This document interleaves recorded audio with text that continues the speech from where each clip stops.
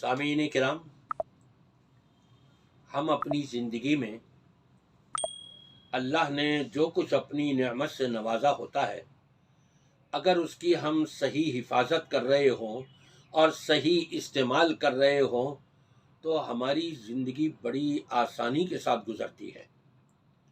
اور جب ہم اس میں اسراف کرنے لگ جائیں، اس میں زیادتی کرنے لگ جائیں، فضول خرچی کرنے لگ جائیں، اس نعمت کی قدر نہ کریں، تو پھر ایسا بھی وقت آتا ہے انسان ہاتھ پر ہاتھ دھر کے بیٹھ جاتا ہے، ہاتھ خالی ہوئے ہوئے ہیں۔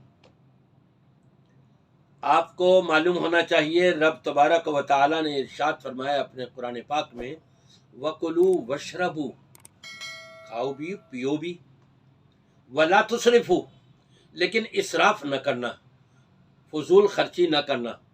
ذرا آپ دیکھیں کہ کس انداز سے یہ فضول خرچی ہو رہی ہے، آپ خود دیکھ لیجئے۔ رب العالمین فرماتا ہے وَلَا تُسْرِفُوا، اسراف نہ کرو، فضول خرچی نہ کرو۔ کیوں؟ إِنَّهُ لَا يُحِبُّ الْمُسْرِفِينَ، اللہ تبارک و تعالی فضول خرچی کرنے والوں کو، اسراف کرنے والوں کو پسند نہیں کرتا۔ ہم اپنی شادیوں پر کتنی فضول خرچی کرتے ہیں اور اسراف کرتے ہیں، کتنی ڈشیں ہم نے بنوا لی اور کھانا ضائع جاتا ہے، ہم وہ تقسیم بھی نہیں کر پاتے ہیں، اور کتنا کھانا کوڑا کرکٹ کے ڈراموں کے اندر جا کر کے گرتا ہے۔ کیا قیامت کے دن اس کا حساب نہیں دینا ہوگا؟ یقیناً دینا ہوگا۔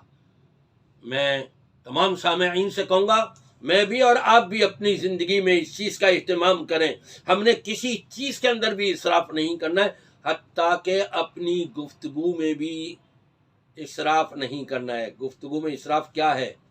من کان یؤمن باللہ والیوم الآخر فلیقل خیرا او لیصمت، جو بھی اللہ پر اور آخرت پر ایمان رکھتا ہے اس کو چاہیے کہ وہ کوئی بات کرے زبان سے تو بھلائی کی بات کرے، ورنہ زبان کو روک لے۔